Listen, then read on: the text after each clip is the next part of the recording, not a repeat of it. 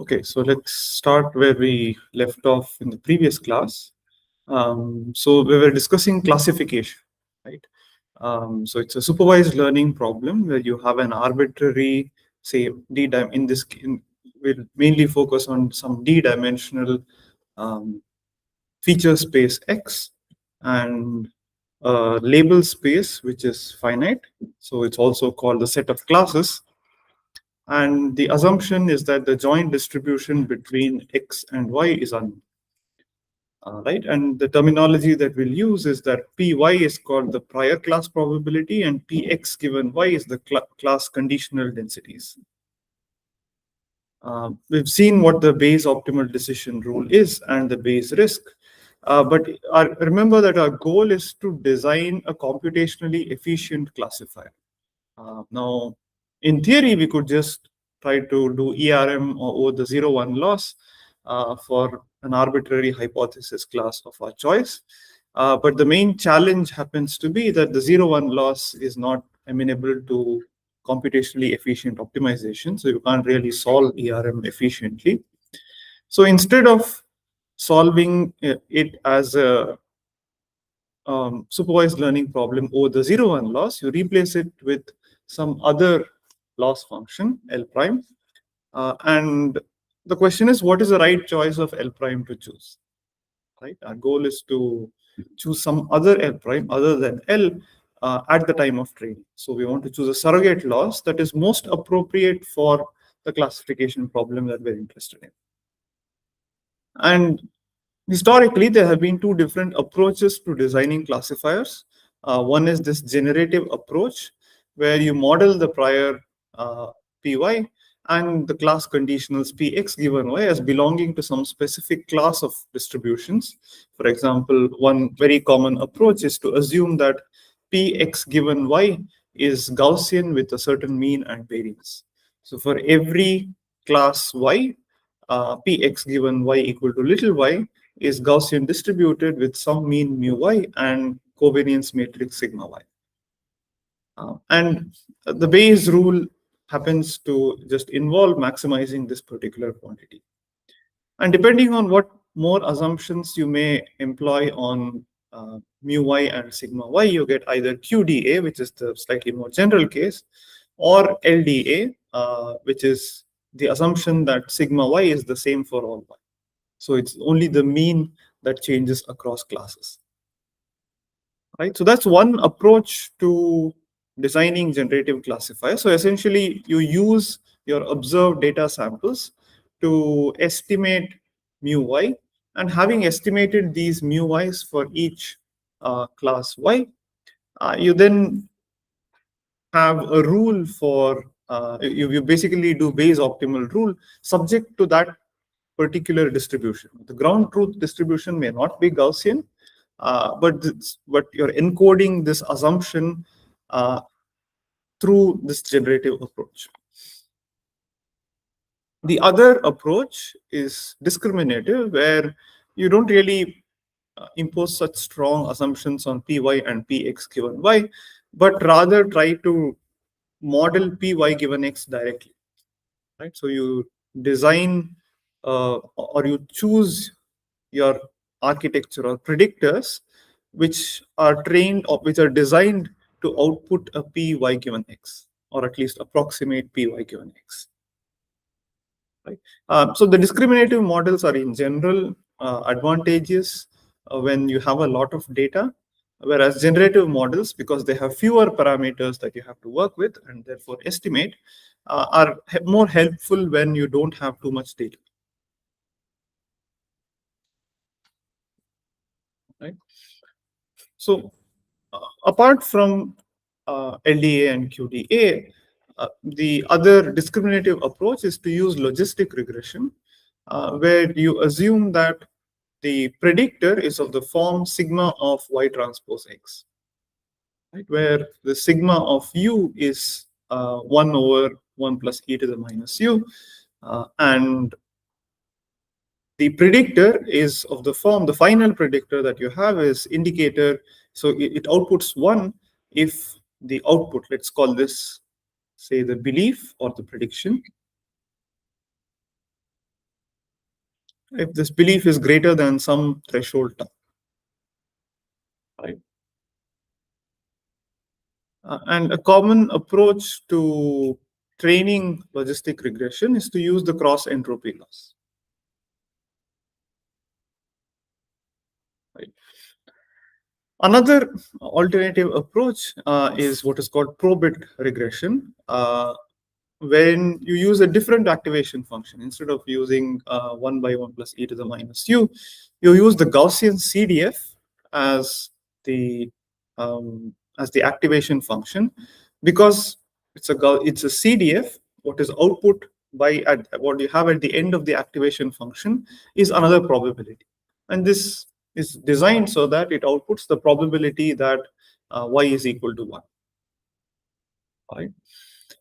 So all of this can be viewed in using different approaches, uh, and there are different intuitions for choosing either logistic regression or probit regression.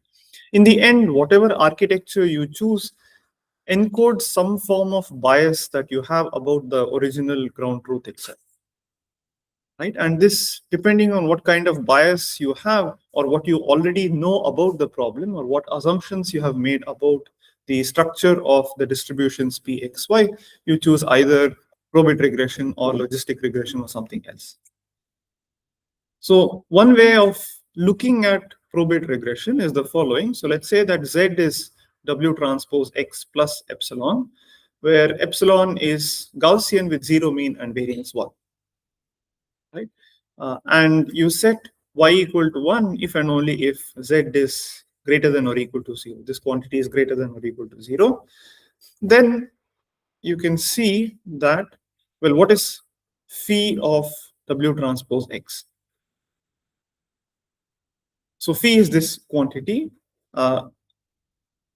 This is equal to the probability that a Gaussian random variable, a standard Gaussian random variable, is less than or equal to u. Right? So this is the probability that y equal to 1 given x is simply the probability that w transpose x z is less than or equal to, maybe let me not call this z,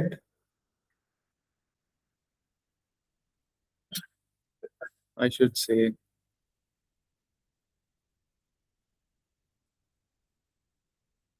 let me call this z prime is less than or equal to w transpose x. Right, where z prime is a standard Gaussian random variable. Okay, which is the same as the probability that epsilon is less than or equal to w transpose x. Maybe let me call this minus epsilon is less than or equal to w transpose x, because the distribution of epsilon is the same as minus epsilon. It's a symmetric random variable, which is equal to the probability that w transpose x plus epsilon is greater than or equal to 0.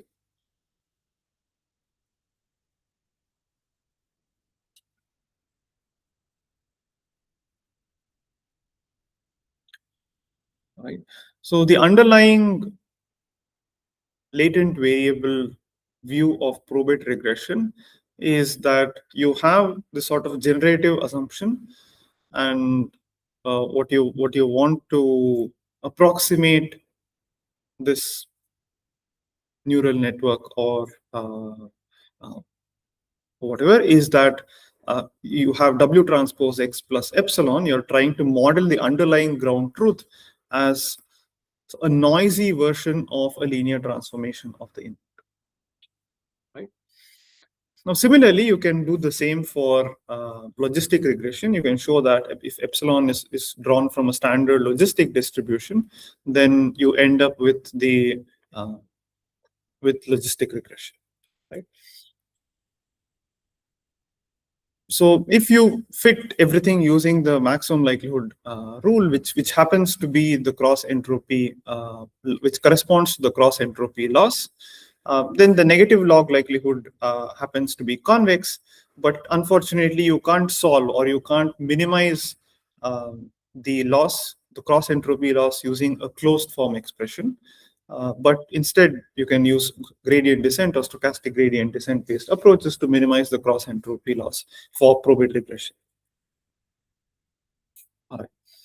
So far, what we were looking at was accuracy or the probability of error in measuring the performance of a particular classifier. Right. But instead of just looking at the probability of error, typically you also evaluate other metrics, and we'll see why other metrics can be useful. So one is the so-called precision.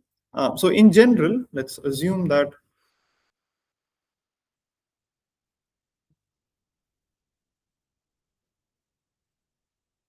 again, let's focus on binary classification, and let's assume that these are the predictions, and this corresponds to the ground truth, right? So if the ground truth is positive and the prediction, and you also predict it as positive, then that corresponds to a true positive, and the number of points that are correctly classified as positives is what I'll call NTP. So N is the number of true positives in your prediction. You have a total of N points, and out of those, NTP of them happen to be correctly classified as positive. And similarly, you have N true negatives. If the ground truth happens to be negative, the true label is negative, and you predict that to be a negative, then it's a true negative.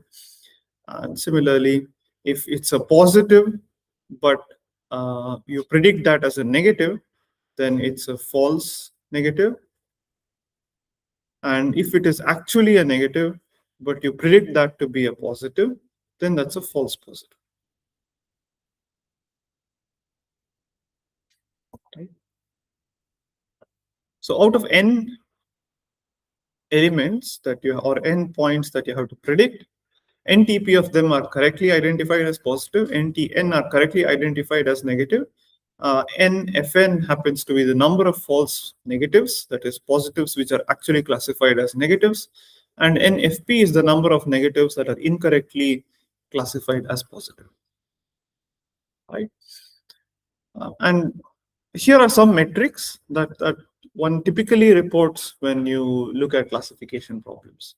The first is the precision, which is the number of true positives out of the total number of elements which were declared positive. Right? So it's the fraction of true positives in this particular column. Right? And you also have the recall, which is the ratio of the number of true positives to the number of true positives plus the number of false negatives. Right? So it's the number of true positives in this particular row. So out of the total number of actual positive elements, how many were correctly classified as positive? And the false positive rate is the number of false positives out of the number of false positives plus number of true negatives, which is basically the number of false positives in this particular row. And the false discovery rate is the number of false positives in the total number of elements that were declared positive. So FDR is basically just 1 minus the precision. Right? And the F1 score is basically 2 times precision into recall divided by precision plus recall, which is just corresponds to the harmonic mean of precision and recall.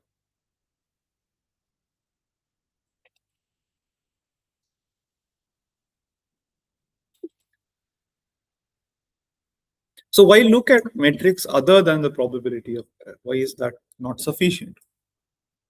The main situation where accuracy fails to be a good metric is when you have class imbalance. That is, let's say that we have a problem where the number of where the probability of occurrence of say 1 or the positive is actually very, very small. Right? So let's say I have 1,000 patients, out of which only 50 of them are diseased. And you want to design a predictor to find out who is diseased using some measurements. So in this case,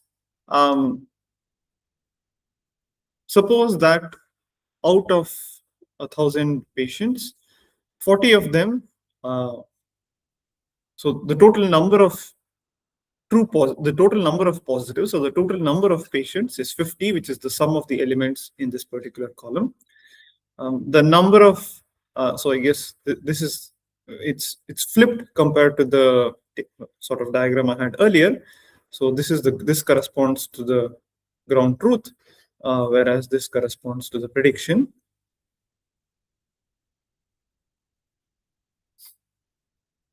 So let's say your classifier output 40 of them correctly, but 10 of them wrongly, and the same for the negatives, right?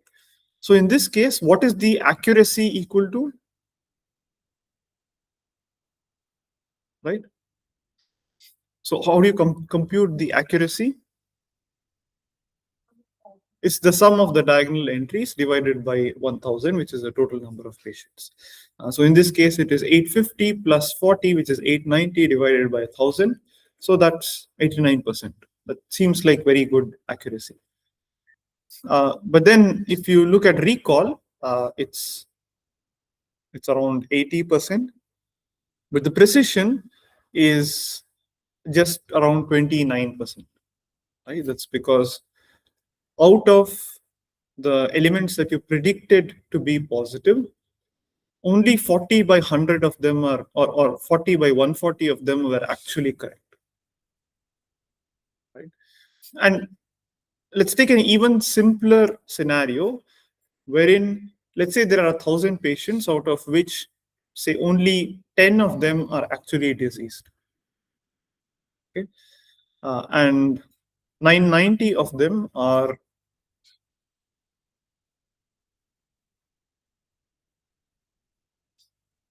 and 990 of them are not diseased. They're all okay, right? And say I have a predictor, which is a dumb predictor. It just outputs everyone to be not diseased. What would be the accuracy of this particular predictor? Yeah?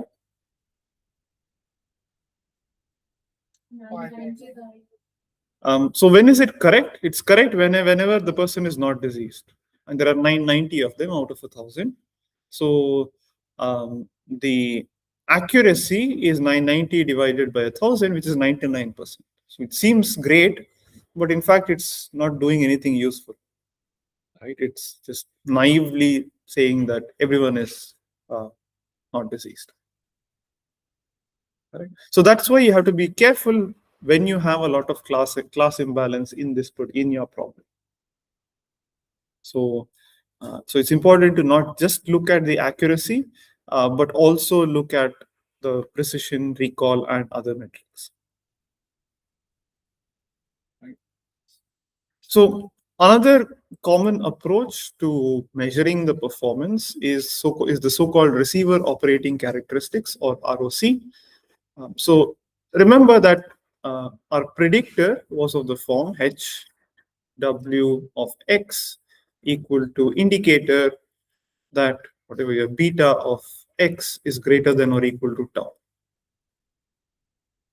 Right? Where this tau was a threshold that you were free to pick.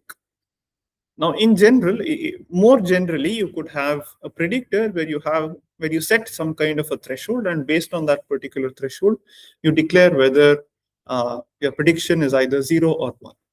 Okay. Right now, we're only focusing on binary classification, but you could do this for others as well. So what you could potentially do, so the ROC is basically a plot of the true positive rate versus the false positive rate as you vary tau, right? So for each choice of tau, you get a particular true positive rate versus a false positive rate, right? Um, so, for example, let's say that you never declare anything to be positive. You always declare negative. It's a dumb classifier, but so that basically amounts to setting tau to be equal to 1. Right? So what happens if you set tau equal to 1? HW of x is always equal to 0.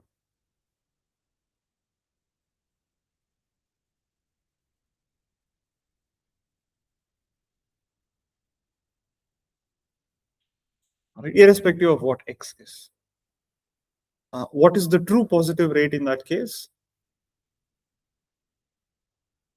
It's 0 because you never declare something positive. What's the false positive rate? That is also 0 because again you never declare anything to be positive. Right? So that corresponds to this point here, right? 0, 0. Similarly, if I set tau equal to 0, then h w of x is equal to 1 all the time. And what does that correspond to? So the true positive rate is equal to 1, and the false positive rate is also equal to 1, because every positive is correctly classified as positive. That's why the true positive rate is 1. Every negative is always classified as positive, which makes the false positive rate also equal to 1. So you get 1, 1, which corresponds to this particular point. So as you vary tau from 1 to 0, so this corresponds to tau equal to 1, this corresponds to tau equal to 0. For every other value of tau, you get some point in between. All right?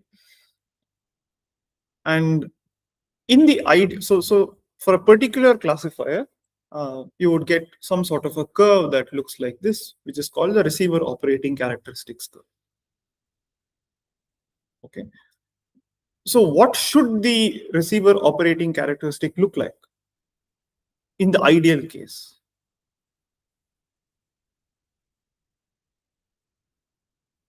Now, I agree that this tau is something to be a little careful about. But ideally, what would you like? What kind of true positive rate and false positive rate would you like? For let's suppose I set tau to be something that's slightly larger than 0. Okay, and let's say that it performs ideally. As soon as you set tau to be just greater than 0, you get the ideal true positive rate and false positive rate. What should that be? So what is the ideal true positive rate and the ideal false positive rate? True positive rate should be 1 and false positive rate should be 0, right? So suppose I could achieve this particular point, then that would be great, right? So in a sense, that would correspond to an ideal performance. Okay? So an ideal receiver operating characteristics look something like this.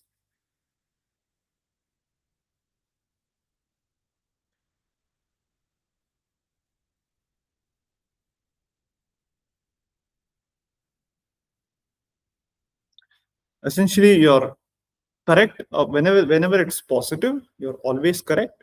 But as you vary the threshold, the false positive rate could vary from 0 to 1. Okay, that's what we'll treat as the ideal receiver operating characteristic. Okay, and we want some measure of deviation from this ideal receiver operating characteristic. And one way of measuring this deviation is basically the area under the ROC curve. Okay? So what is the area under the ROC curve in the ideal case?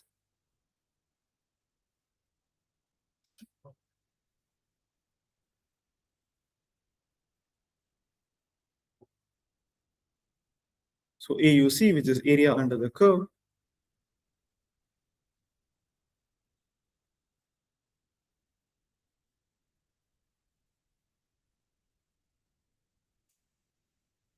What is this equal to? It's equal to 1. And in general, for a practical classifier, this area under the curve is going to be something less than 1.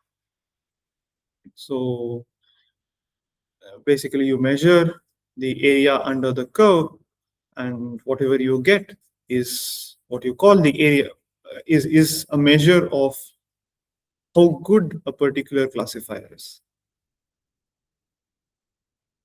So along with the precision, recall, F1 score, and so on, another measure of performance is the area under the curve.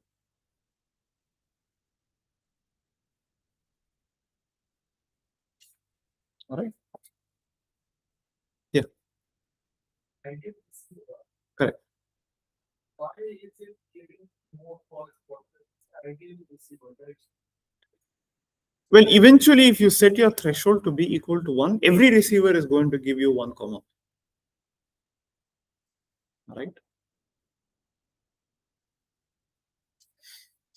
So, in essence, you want at least one choice of threshold to give you the optimal operating point. Okay, so in some sense, this represents a trade-off between the true positive rate and the false positive rate. If your classifier is ideal, then there should be some choice of the threshold that gives you an optimal true positive rate and an optimal false positive rate. Not every choice of threshold is going to give you an optimal true positive rate and a false positive rate. Right? But as you increase your choice of threshold, then you will have the false positive rate increase. Right? And that is what this ROC is trying to capture.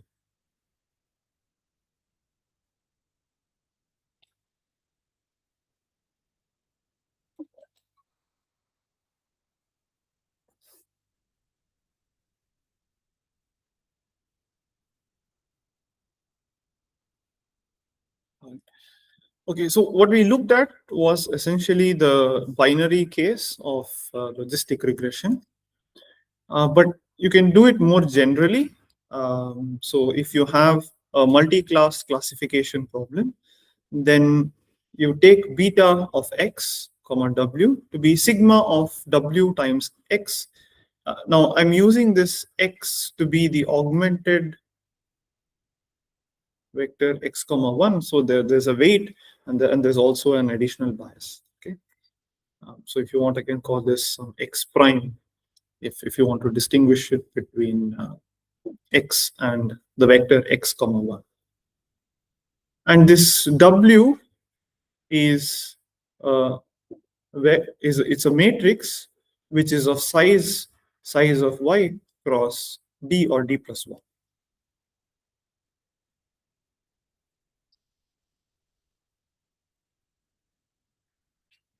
And sigma is the softmax. So this is not a component-wise nonlinearity anymore. It basically exponentiates each entry that is input to it, and then divides by and normalizes it by the corresponding, so that it becomes a valid probability mass function.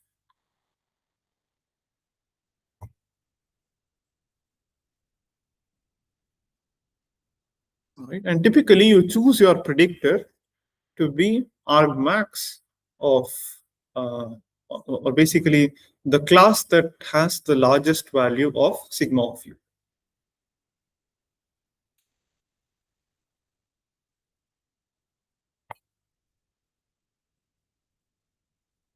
Okay.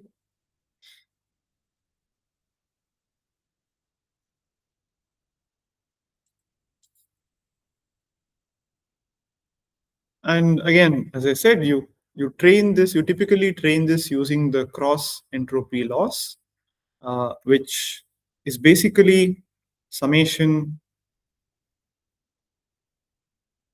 vector y or py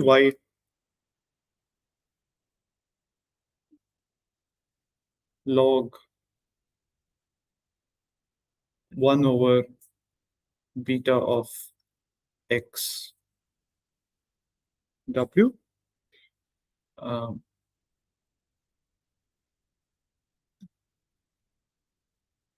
beta I of x w, and this beta y is basically the ideal prediction, which is equal to 1 for the true class and equal to 0 for all of the other classes. Or it's also sometimes called the one hot representation of y,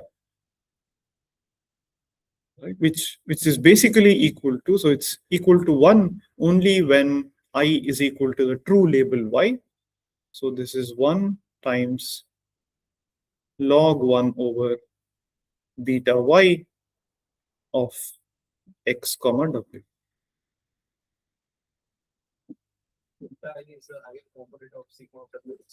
Beta I is the ith component of sigma of u. Yes. So beta is basically sigma of w times x, or w times x plus b if you want to distinguish between the weights and the biases. So the ith component is denoted beta I.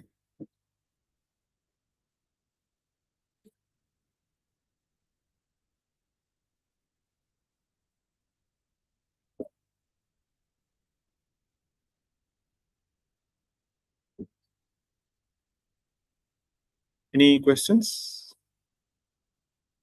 Okay. So again, what we've seen so far is that we typically measure performance using, or we use cross entropy as a surrogate loss instead of training using the 0-1 loss.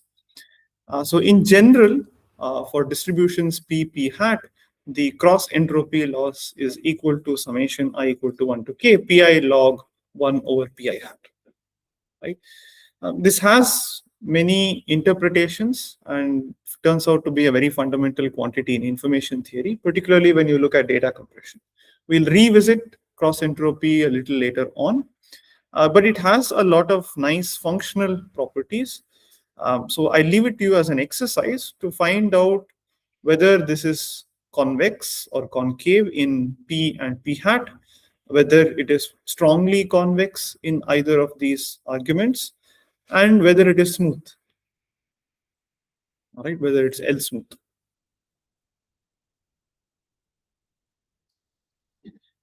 So we sort of used the cross entropy loss in place of the 0-1 loss, just sort of as a whim, right? I didn't really say why we're choosing the cross entropy loss. It's one measure, it's one way of measuring distance between two distributions.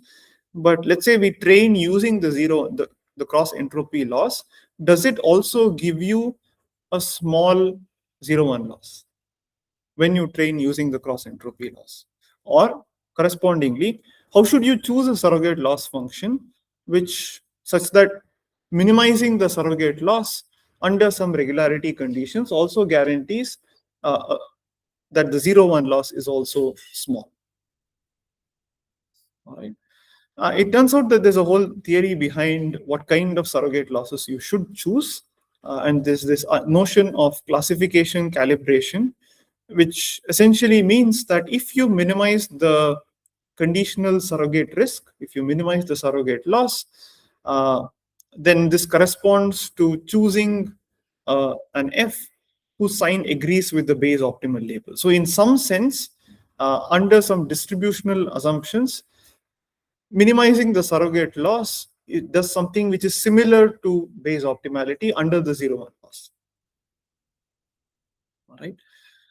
And you can prove certain guarantees as to when a particular surrogate loss is actually satisfies this particular classification calibration. You can prove a lot more things. You can also show that if these properties are satisfied, then as you let the number of samples go to infinity, or your training data set size go to infinity, minimizing the surrogate loss will guarantee that the 0-1 loss also vanishes to 0 as the data set size grows unbounded. Okay, so there may be some sort of penalty for choosing a surrogate loss instead of the 0-1 loss at the time of training. But eventually, as you gather more and more samples, you don't lose out much. Eventually, it is still going to perform as though you actually minimize the 0-1 loss. And it turns out that the hinge loss, the logistic loss, and many other classes of exponential losses all satisfy this particular property.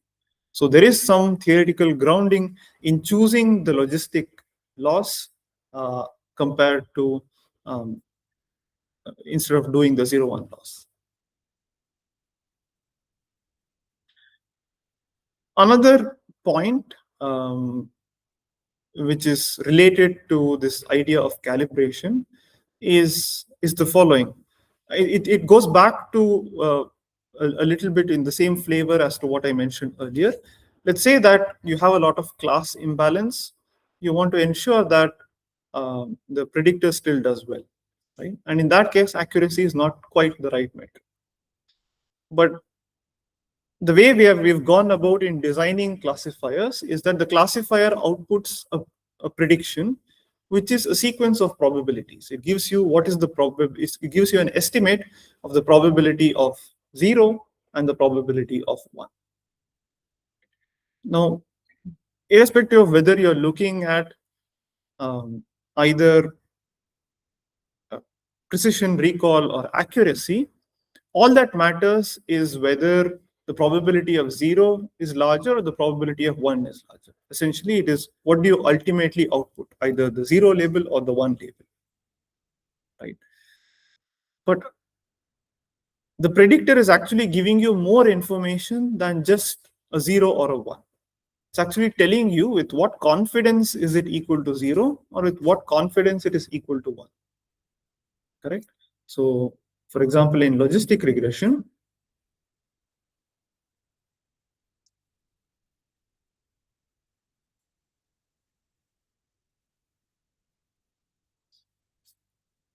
essentially you're outputting something that corresponds to probability y. Well, this is the probability, let me call this probability hat, that y hat is equal to 1. Right? It's not actually the probability, but it's sort of a belief of the predictor that y is equal to 1. Okay? And typically what you do is that if this belief is larger than half, that is, it's more confident that it's equal to 1 than it is equal to 0, then you output a 1. Right? Or you could choose threshold based on whether there's class imbalance or not. But then given that particular threshold, let's say that we choose a threshold equal to half, does the actual value of this quantity give you additional information? Right? So let's say that your threshold is equal to a half, and you have two scenarios. In one case, the output of the predictor is 0.6, whereas for some other input, the predictor outputs 0.99. In both cases, the ultimate output is going to be 1. Right? But in one case, the predictor happens to be a lot more confident that it is equal to 1 than in the first case. Correct? So in this case, it is more confident.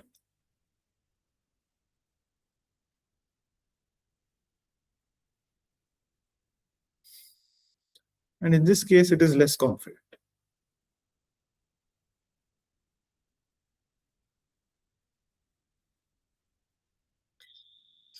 But do these confidence values actually tell you something about, or how close are they to the actual value of py if given x equal to x? Right? That's also of equal importance. Let's say you observe a sample. How likely is it to be a 0 or a 1 according to the ground truth distribution versus how well you predict? Now, there can be a lot of difference. Right? Let's say I have a predictor which, when y is equal to 1, it always outputs, say, 0.59 or 0.51. Whereas a predictor which says that if it is equal to 1, it always outputs, say, 0.99. So it's confident that it is equal to 1. So it always outputs either 0.99 or 0.001. All right.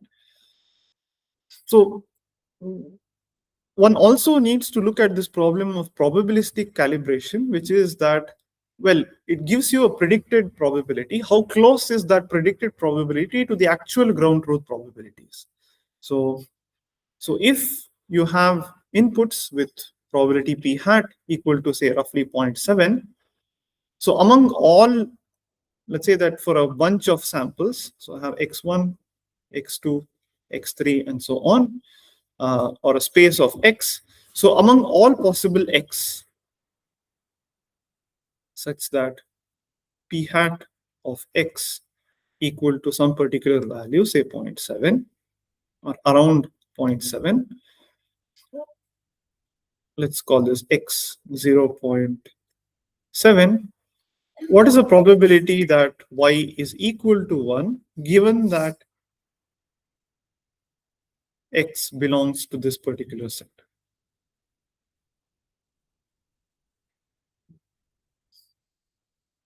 Okay, so to take a slightly more extreme example, let's say that I have 0.99. So this is the set of all values x for which the predictor says with 99% confidence that it is equal to 1, that the true label is 1. So among all such inputs, how many of them are actually labeled 1? Right? So this is what is called probabilistic calibration. Unfortunately, what happens is that modern deep neural networks they give a lot of, so in both cases, right, whether it's 0.7 or 0.99, you can have the same accuracy, the same precision, the same recall, the same set of metrics, but it can be overconfident about certain inputs, right? So it turns out that many modern practical deep neural networks are accurate. They give good performance in a whole range of metrics, but they're actually miscalibrated. That is, they are overconfident about a particular uh, label. And there are approaches to even resolve these, right? We won't get into the details, but here's a reference if you want to learn more about it.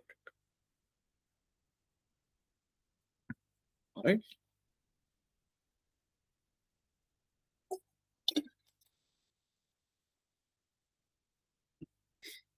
Any questions?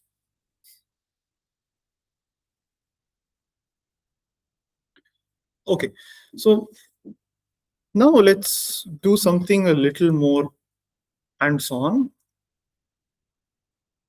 So far we've seen, right now we have all the tools that are required to build a particular classifier. So first we need to choose a hypothesis class. Let's say that we have a classification problem and we want to design a logistic regression scheme. All right. So remember that in logistic regression, we have beta of x is equal to sigma of w times x plus, say, b. I'll distinguish between the weights and the biases in this particular case. Right? And let's say that we're training using the cross entropy loss. So the loss for beta comma y is basically log of 1 over beta y of x.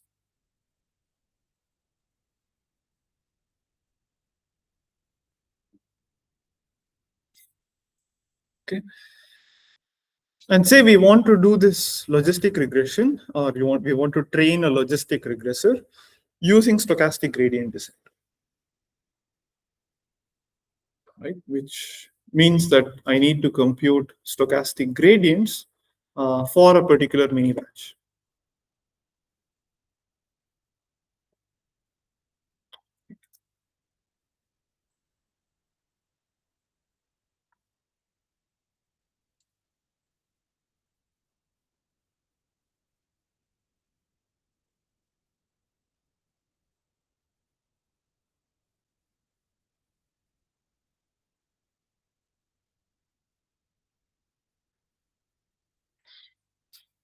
data set that I can work with.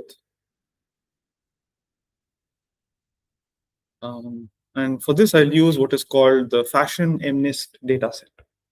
All right, so it's just a collection of images, um, and these are just black and white, low resolution images of certain objects that corresponds to either clothes or shoes or so on.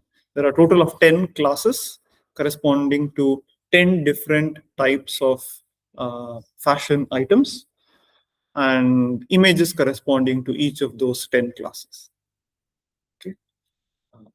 So we'll use the PyTorch library and see some of the most basic elements of the PyTorch library. And we'll essentially use PyTorch just for automatic differentiation and try to build everything else from scratch. Okay. We won't use any other features except for the automatic differentiation, and see exactly how you would use PyTorch to do automatic differentiation. So this is just some basic stuff wherein I'm importing a bunch of libraries, and I'm setting the seed to be equal to 1 so that every time I run, I get the same output. Now, in PyTorch, whenever you want to run PyTorch, all of the operations are executed in a particular device. So this device can either be your CPU, or if you have a GPU, you can use a GPU, or if you have a TPU, you can use a TPU, and so on. So there are a bunch of different devices that you can specify. CUDA corresponds to an NVIDIA GPU. And in this case, I don't have an NVIDIA GPU, so I will be using the CPU. Right. So what does it mean when Torch is using a particular device? It means that your everything, all the variables, or in PyTorch, all the tensors are going to be stored in this particular device. So if you have a neural network, which then the weights of the neural network, the activations, the computation graph, all of this is going to be stored on this particular device. So let's say when you want to train a particular neural network of a particular size, you have to make sure that the RAM in your GPU is sufficient to store all of this particular material, the weights, the activations, and the other parameters that are required during optimization. Okay. All right. So the fashion MNIST, so it turns out that Torch, in particular Torch Vision library, allows you to easily import datasets. They have local copies of those. And in this case, I'm using their inbuilt functions to download the dataset. It's already split into training data and test data. So let's take a look at the training data and the test data. And we'll only look at the training data for now, but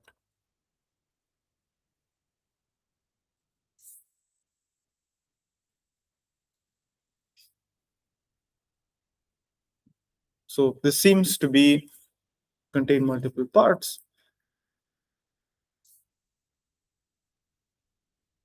It's a tuple. So let's look at the length of this, the first element. So the training data corresponds to a bunch of tuples. The image itself stored as a two-dimensional array and the corresponding label. So if I print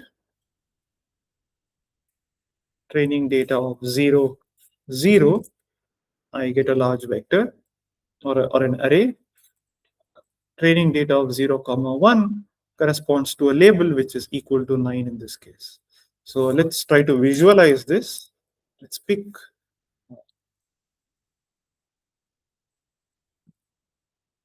a random choice.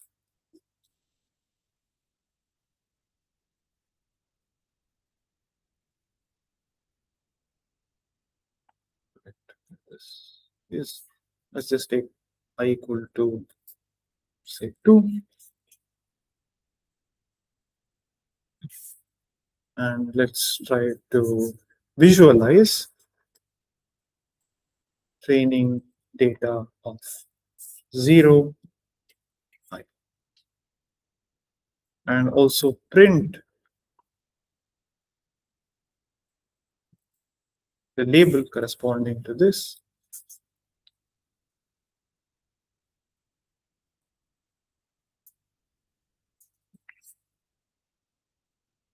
So this should be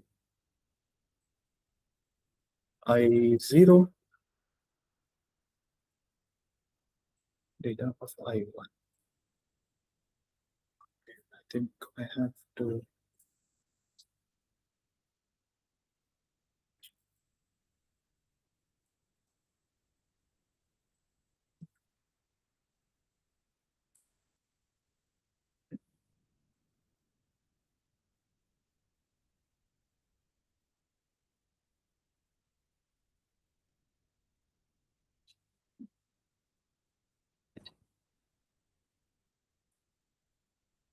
image data. Weird.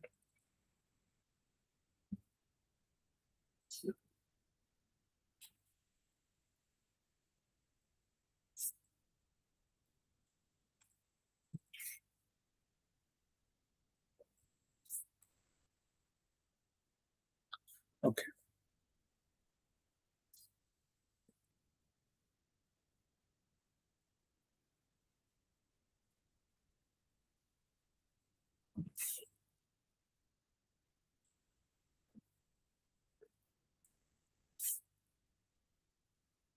Right. So this corresponds to something that looks like a dress.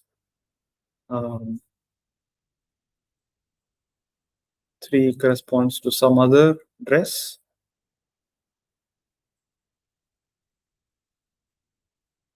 This looks like a t-shirt.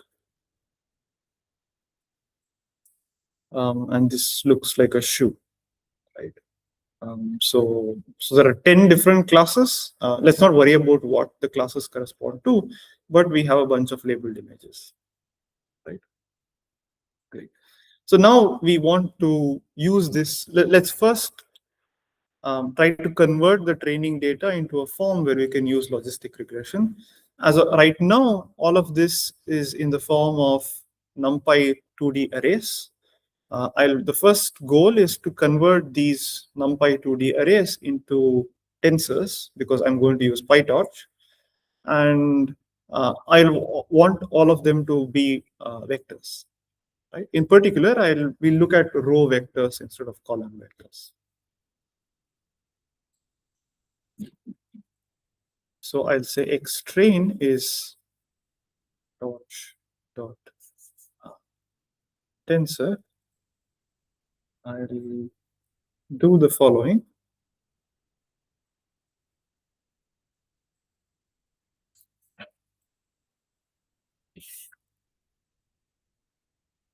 I'll take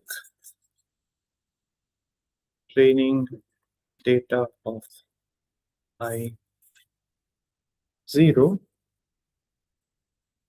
I'll reshape this into a row vector.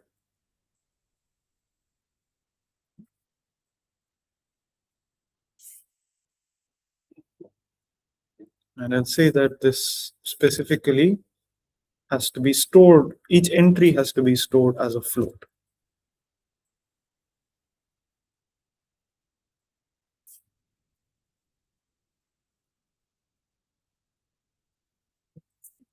I'll do the same for the test data.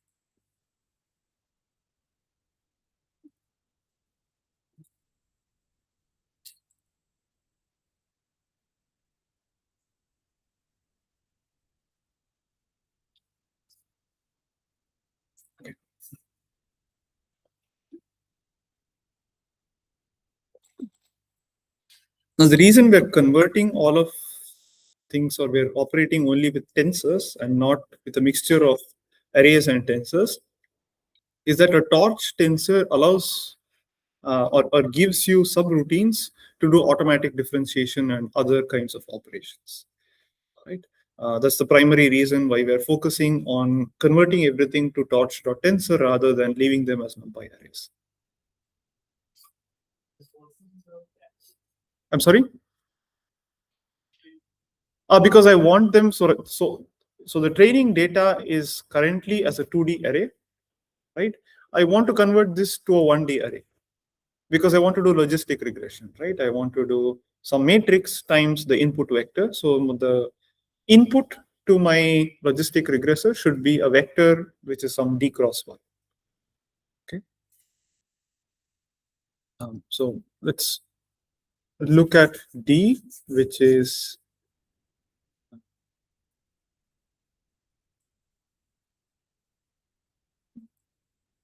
train of 0 dot shape.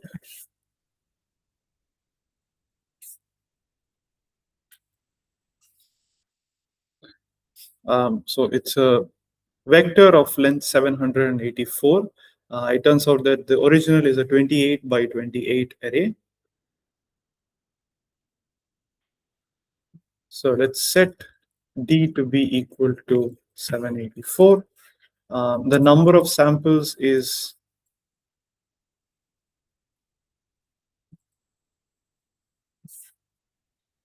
n, right?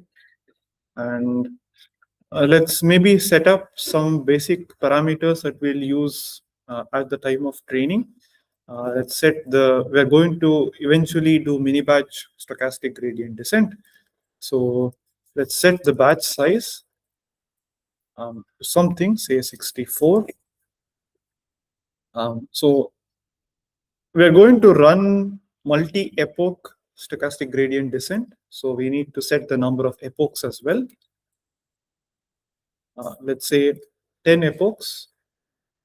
It turns out that this is a particularly nice data set and you'll get reasonably good performance even with a small number of epochs and whatever batch size you choose. So you can play around with things a little bit, but you won't do too bad. It's a number of epochs, so the number of batches in each epoch is n divided by batch size.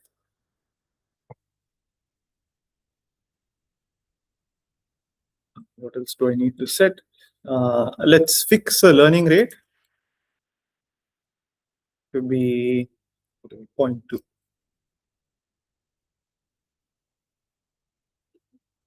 Okay.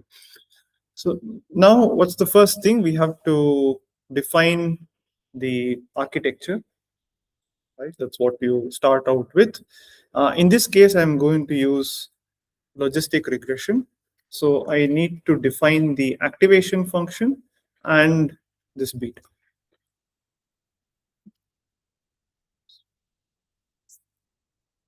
So def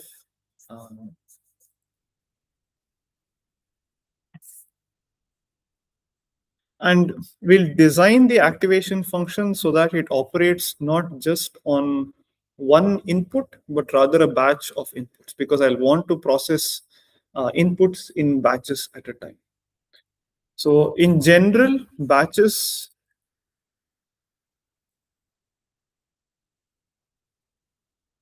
are going to be arrays, 2D arrays or 2D tensors, which are going to be batch size times the dimensionality.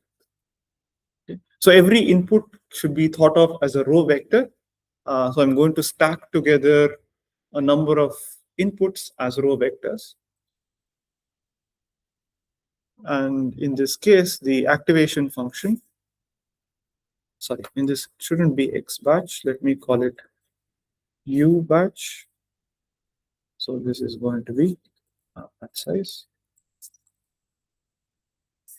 Since this is the output after multiplying with W and adding B, this is going to be this by the number of classes, which is equal to 10. Okay. So this just returns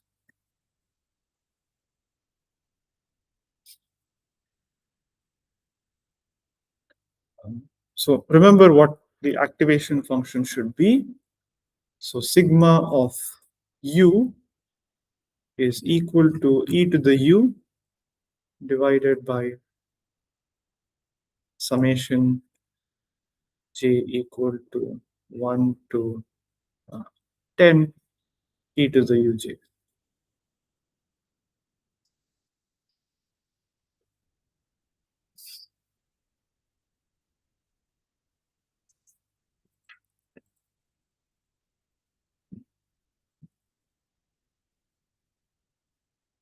Sum of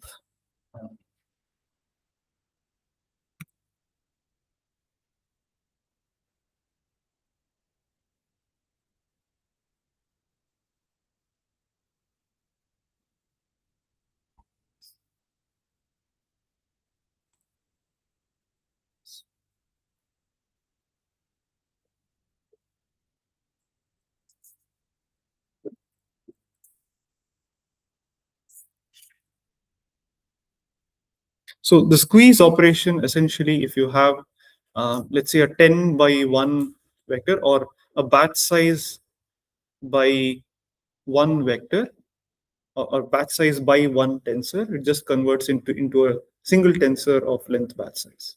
So it just gets rid of an unnecessary dimension, which only takes one value.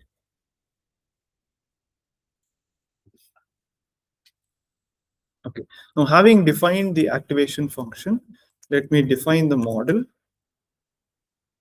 which takes a batch as input.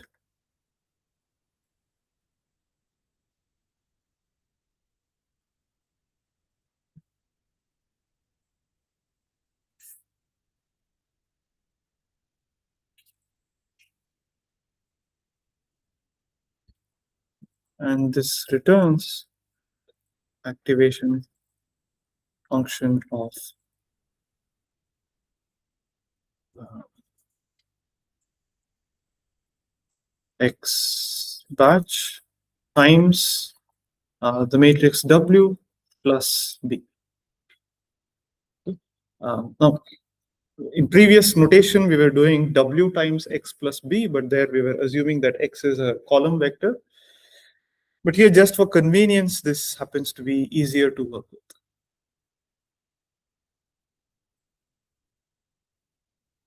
Okay. So let's, okay, before we proceed, let's also define the loss.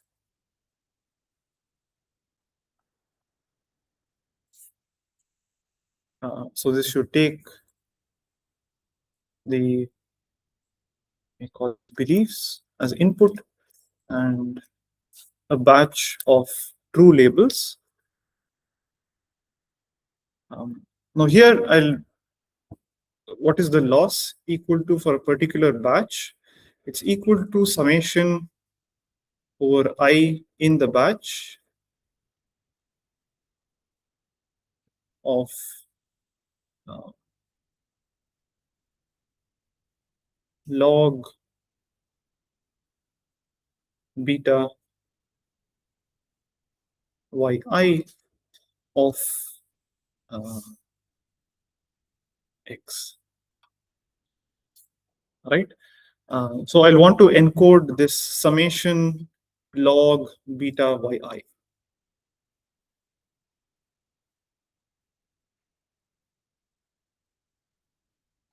which is the negative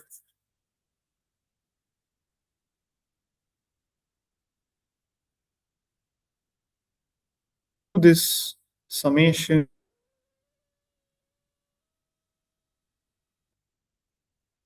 yi in this part.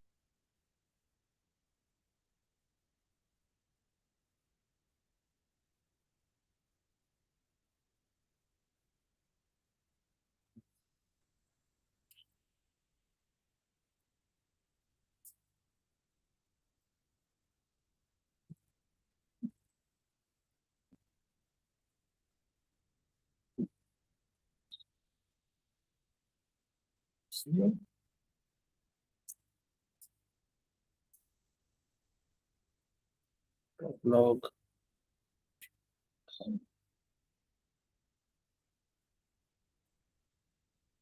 and you take the average.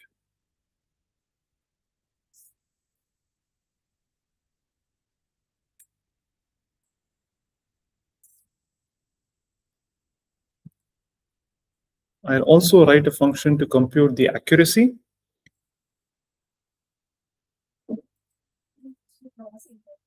We are using cross entropy losses. I'm sorry. The cross entropy loss just corresponds to this, right?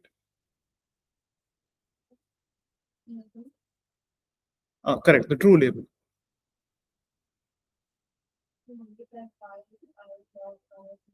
Correct, but what does that look like? So let's take a particular y, right? So for one particular, or say summation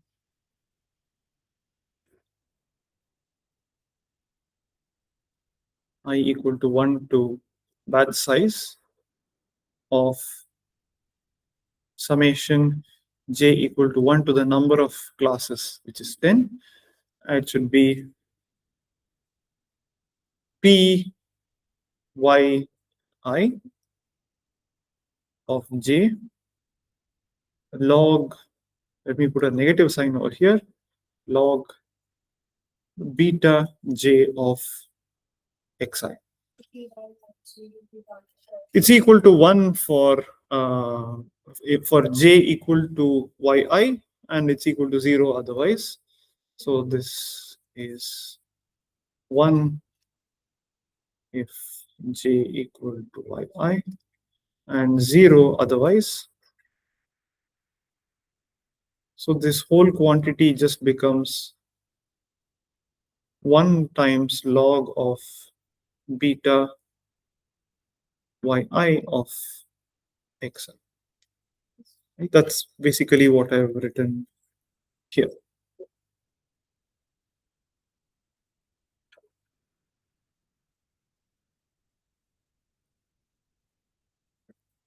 Okay.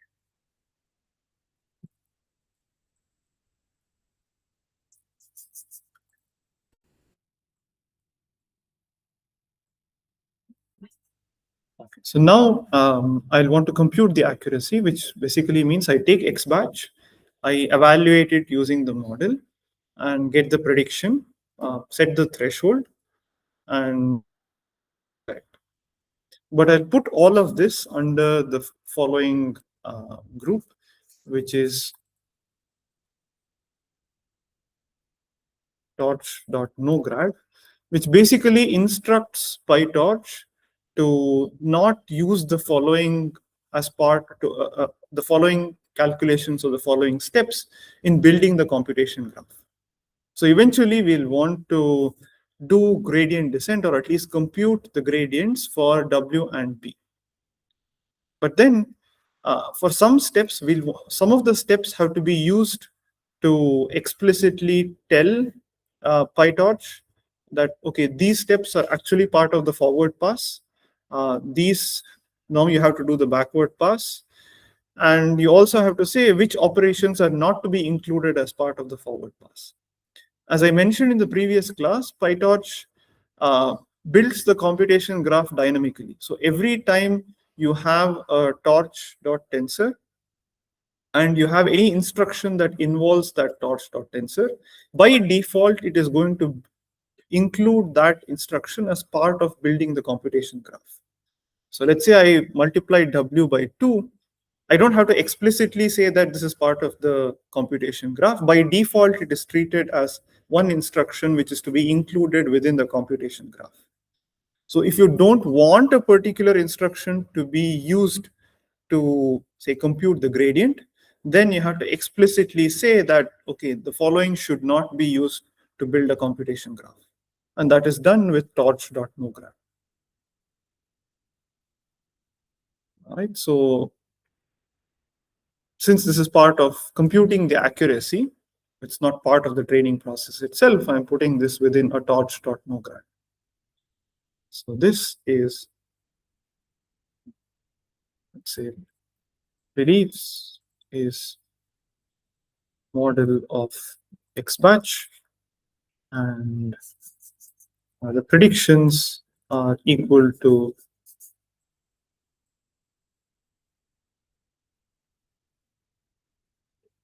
the beliefs. Yeah,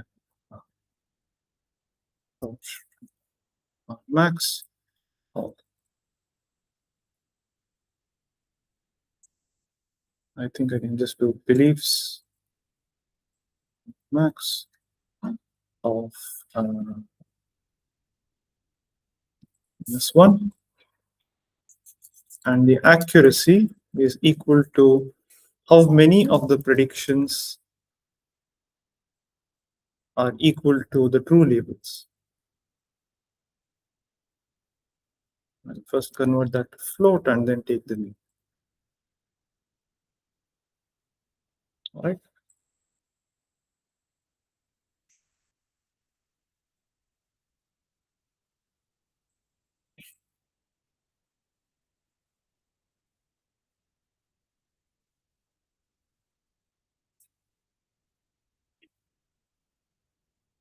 Okay, so let's just take a random batch and make sure that everything is working fine. There are no errors, so to speak.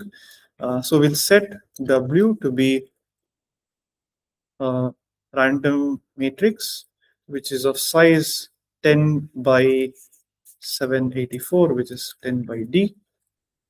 B to be equal to torch dot random of I'll sort of normalize this B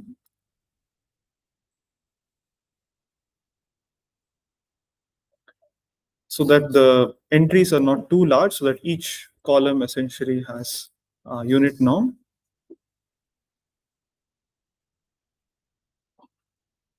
And B to be a random vector of size 10.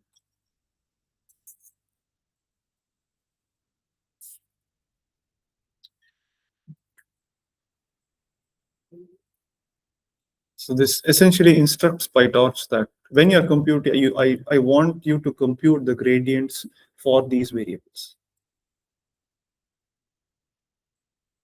So let's just do a sanity check. Say X batch is X train of say the first 5 samples.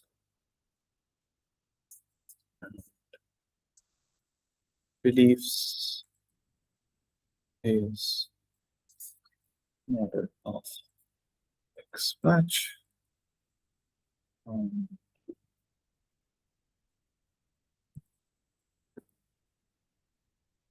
Let's also compute loss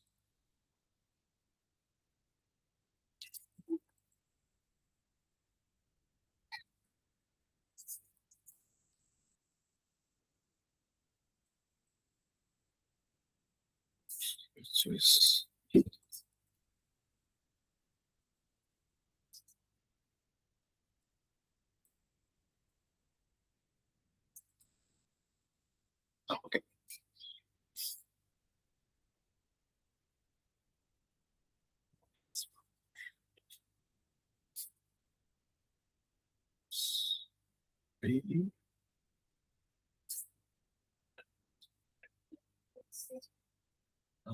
I see. This should have been D by 10.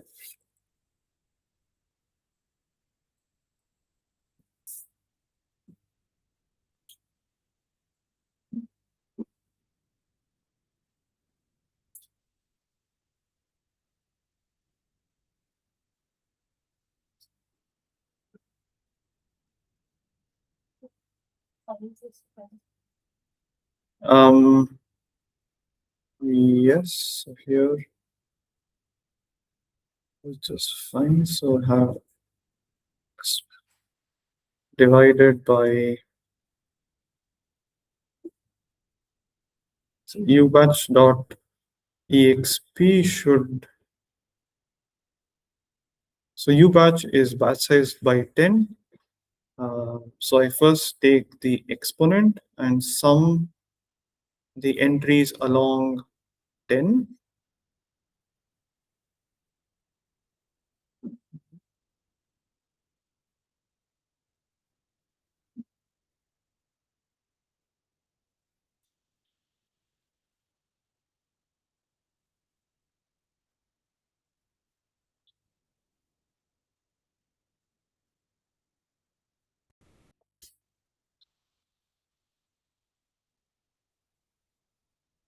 Should be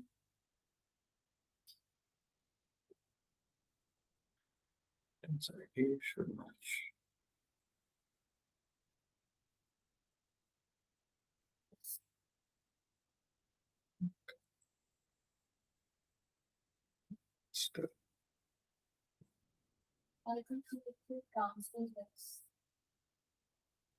Um, so okay, let's look at X batch.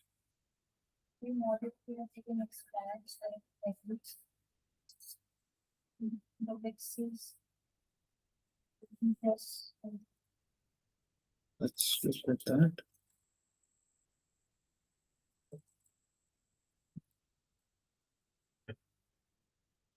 So X batch is 5 by 784, which is as expected.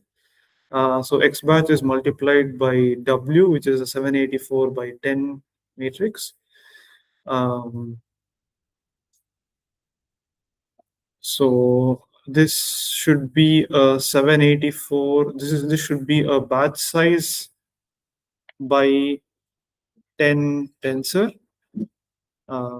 which is fed to activation. So ubatch.exp should be again a 784 by 10 tensor, and this should only sum along the 10 dimension and then do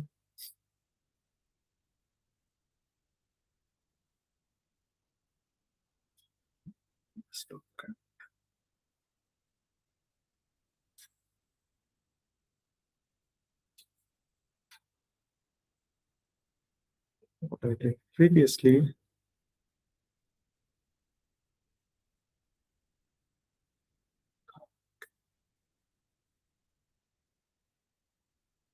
I see. I think this required an unsqueeze operation.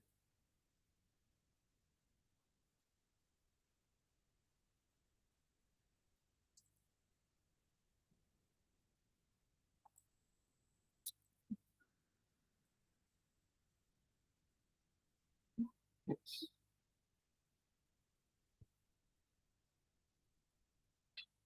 Yep. Yeah. It's just dimensionality was the issue. It expected something of a certain dimensionality, which was not there. Great. So now this everything is set up. We can now set up stochastic gradient descent and actually train the model. Right. So the first step is in each epoch. So first we'll take a random permutation of the data set in each epoch.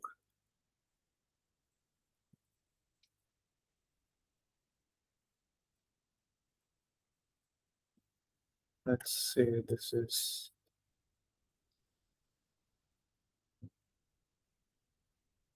just the size.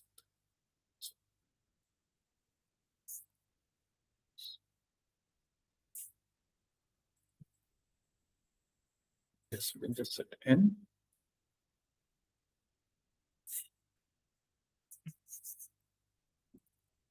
The permuted version is going. Let's just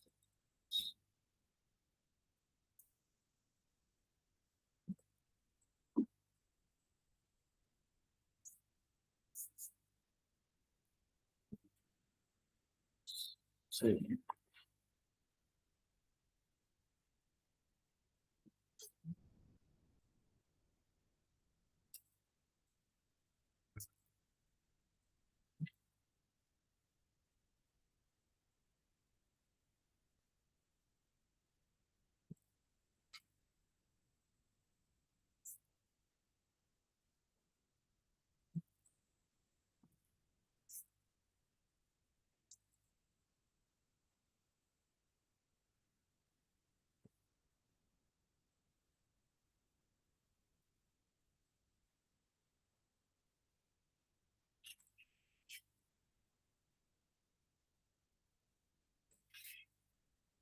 And for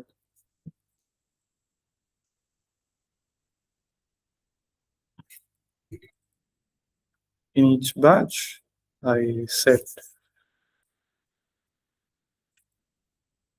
take one particular batch, which is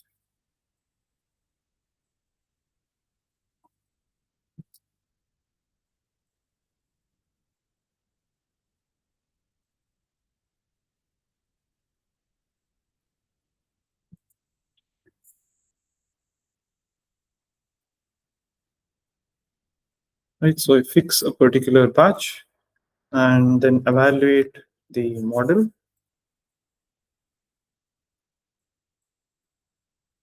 So this corresponds to the forward pass of backpropagation.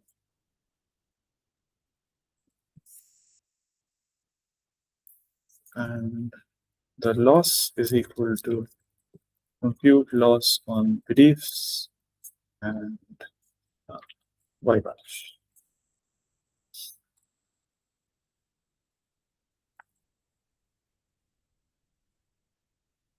This tells you now do the backpropagation.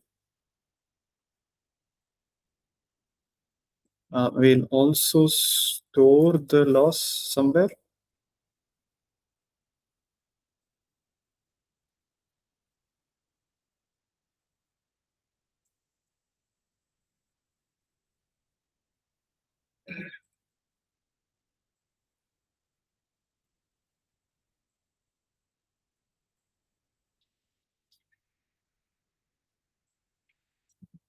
I'll do append of loss. The loss. And now once this is done, I have to run gradient descent, right? One step of stochastic gradient descent. I'll do, because the stochastic gradient descent should not be used to compute the gradients. I'll do with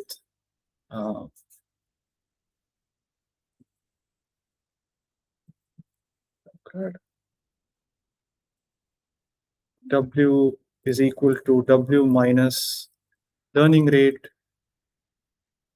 times W dot grad, and B equal to B minus learning rate times the gradient of B. Once this is done, you also want to reset the gradients equal to 0, because now you tell it, okay, this is the end of the computation graph. Next time you again regenerate the computation graph to compute the gradients. So W dot grad dot 0 and B dot grad dot 0. Now at the end of each epoch, I want to compute the accuracies. So train accuracy and accuracy for the entire training data set. So I'll set X train, Y train, and test accuracy depend of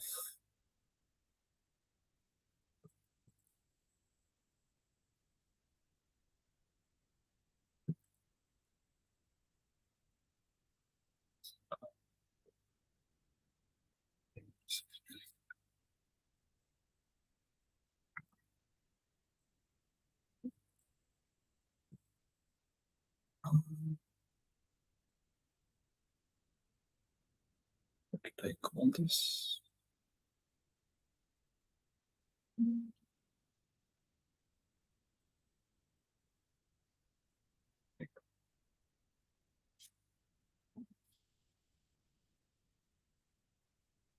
So this should hopefully just take a few seconds.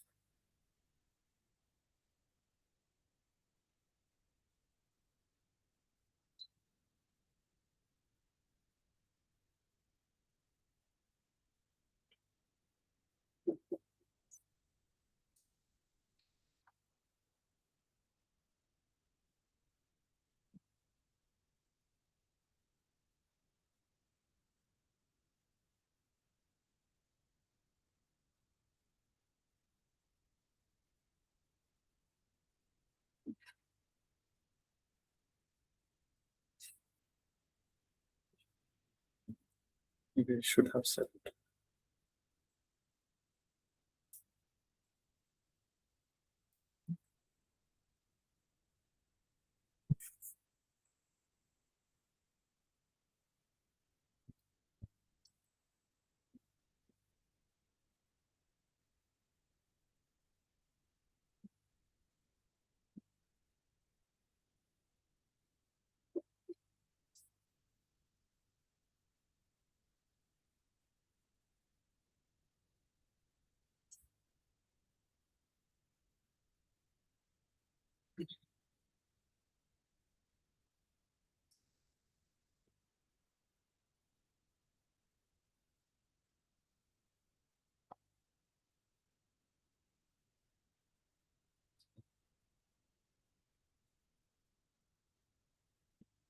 In the meantime, let's also write something to plot the accuracies.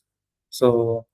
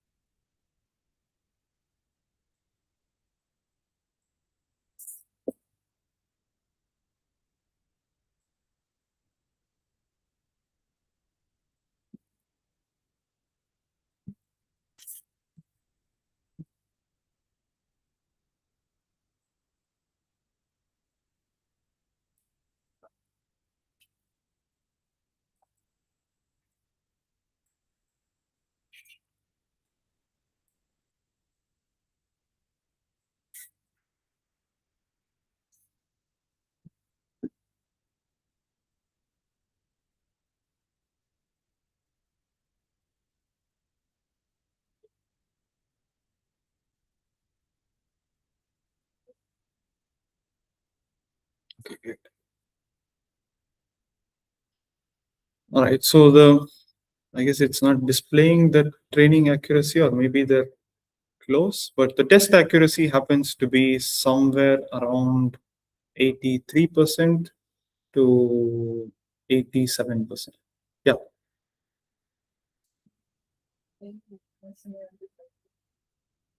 I'm sorry, I can't hear you.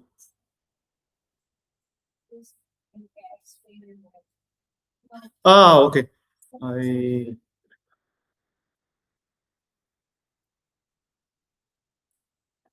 Okay, so what I was plotting was only the training accuracy. Let's decrease the number of epochs to 5.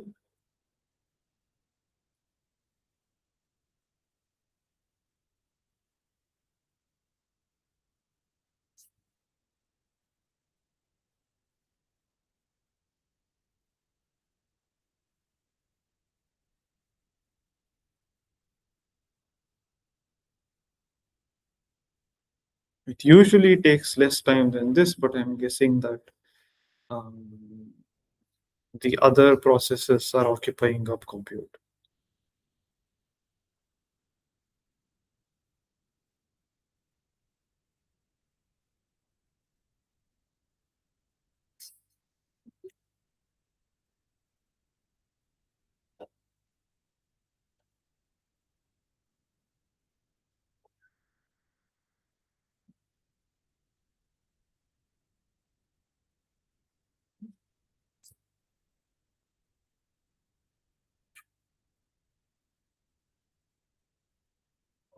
Yeah, so behavior is roughly the same. The training accuracy and the test accuracy are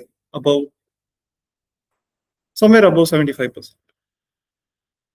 And this is there's no class imbalance in this particular data set. All of the classes are roughly equally likely. So again, but still, you can still try to compute the precision, recall, and other parameters as well. Okay, so I'm already over time, so let's stop here.